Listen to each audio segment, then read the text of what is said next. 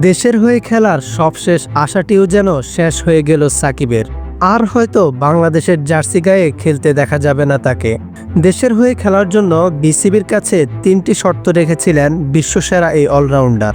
দেশে খেলার স্বাধীনতা, বাংলাদেশে তার জব্দ হওয়া ব্যাংক অ্যাকাউন্ট উন্মুক্ত করে দেওয়া এবং দেশে ফিরলে বিদেশে যাওয়ার নিশ্চয়তা।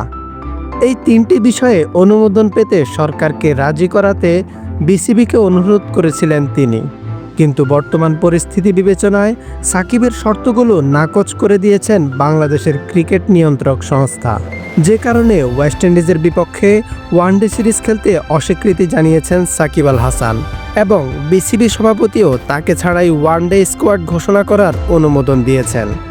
এতে পরিষ্কার হয়ে গেছে আসন্ন বিপিএল ও চ্যাম্পিয়ন্স ট্রফি তো বটেই, সাকিব আল হাসানের বাংলাদেশের হয়ে আর কখনো মাঠে লড়াই করার সম্ভাবনাটুকু নেমে এসেছে একেবারে শূন্যের কোঠায়।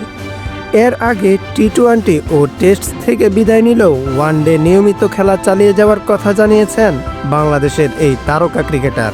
কিন্তু এখন সেই সম্ভাবনাটুকু যেন মিলিয়ে গেল। বলা চলে সাকিবের ক্যারিয়ারের ইতি এখানেই শেষ হয়ে গেল। অকালেই যেন বাংলাদেশের ক্রিকেটে এক নক্ষত্রের পতন হয়ে গেল।